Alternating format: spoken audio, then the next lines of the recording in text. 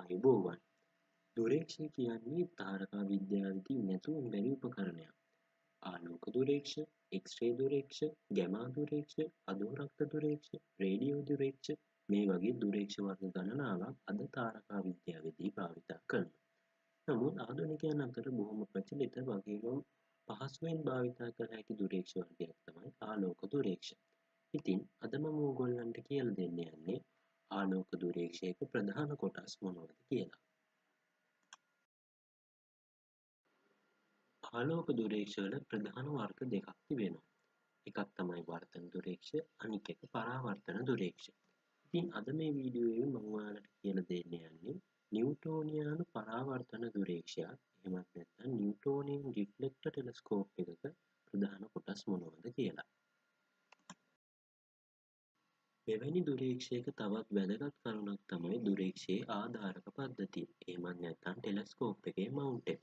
මම ඕගොල්ලන්ට අද ගෙනෙන දුරේක්ෂයේ ඉක්විටෝරියල් මවුන්ට් එක. එහෙම නැත්නම් සමක මූලික ඛණ්ඩාංක පද්ධතිය භාවිතා කරන ආධාරක පද්ධතියකින් යුතු දුරේක්ෂයක්. මෙම දුරේක්ෂය අහසේ යම් වස්තුවක පිහිටීම හඳුනා ගැනීමට භාවිතා කරන්නේ ඩික්ලිනේෂන් සහ රයිට් ඇසිෂන්, එහෙමත් නැත්නම් ක්‍රාන්තිය සහ විෂුවදංශයයි. දුරේක්ෂවල මෙම වර්ගීකරණය හා භාවිතා කරන ඛණ්ඩාංක පද්ධති පිළිබඳ තොරතුරු ඉදිරි වීඩියෝවකින් ඔබ වෙත ගෙනීමට මම බලාපොරොත්තු වෙනවා.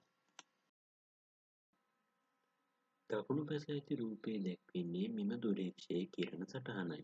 ඔබට පෙනෙන ආකාරයට වම්පස රූපයේ ඊරිසකින් දක්වා ඇති විවරයෙන් ඇතුල් වන ආලෝක කිරණ ප්‍රාථමික දර්පණයේ ගැටී පරාවර්තනය වී ද්විතීයික දර්පණයෙන් උපනෙතෙහි නාභිගත වීමෙන් වස්තුව අපට දර්ශනය වේ. මෙම පරාවර්තන දුරේක්ෂ වර්තන දුරේක්ෂ වලින් වෙනස් වීමට බලපාන ප්‍රධානම හේතුව නම් මෙලෙස අවනත කාචයක් නොමැති වීමත්, අවනත දර්පණයක් තිබීමත්, ද්විතීයික දර්පණයක් තිබීමත්ය.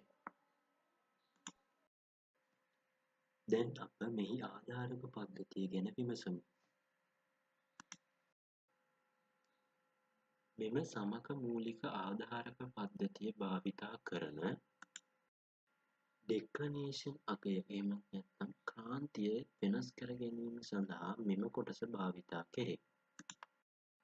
ක්‍රාන්තිය විශාල වශයෙන් වෙනස් කර ගැනීමට අවශ්‍ය නම් එයට සම්බන්ධ ඇණය බුරුල් කර අදාළ අගයට ආසන්න අගයක් දක්වා ගෙන ගොස් ඒ මඳක් සවි කරගෙන මෙම පෙනෙන ආකාරයට ඩෙක්ලිනේෂන් අගය ෆයින් ටියුන් කර ගැනීමේ හැකියාවක් ඔබට තිබෙනවා.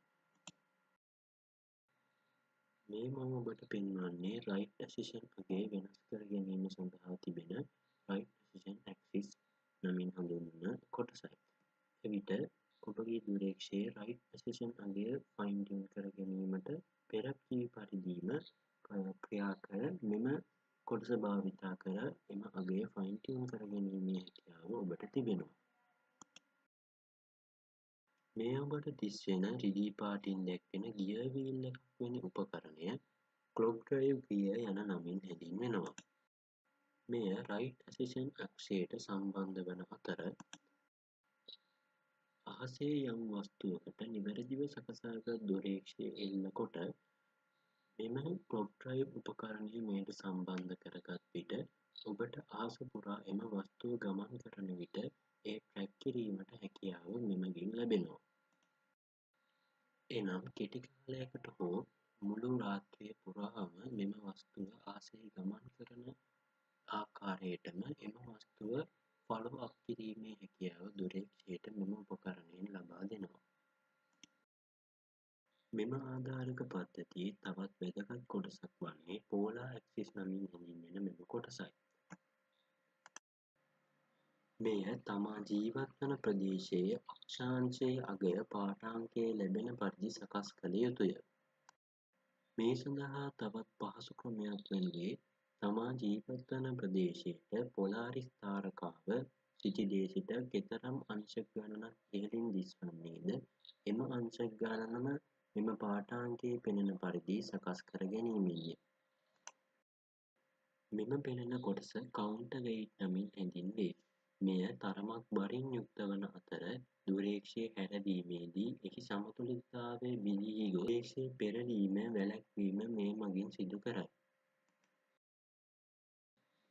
මෙම පෙනෙන කොටස ෆයින්ඩර් ස්කෝප් නැතිනම් සෙවීම් දුරේක්ෂය ලෙස හැඳින්වේ. දුරේක්ෂය අහසේ ඇති වස්තුවක් වෙත එල්ලකොට ප්‍රථමයෙන්ම මෙය හරහා බලා එයට දිස්වන්නේ නම් ඉන් පසුව උපනිත භාවිතයෙන් නිරීක්ෂණ කටයුතු සිදු කරයි. මෙමගින් වස්තුව අහසේ පහසුවෙන් හඳුනා ගැනීමේ හැකියාව ලැබෙන අතර දුරේක්ෂයට වඩා පහසුවෙන් වස්තුව අහසේ ලොකේට් කර ගැනීමේ හැකියාව මෙමගින් ලැබේ. මේ ඔබට දිස්වන්නේ දුරේක්ෂයේ උපනෙතයි. එසේ නැතිනම් දුරේක්ෂය භාවිතයේදී යම් වස්තුවක් නිරීක්ෂණය කිරීමට භාවිතා කරන්නේ මෙම කොටසයි.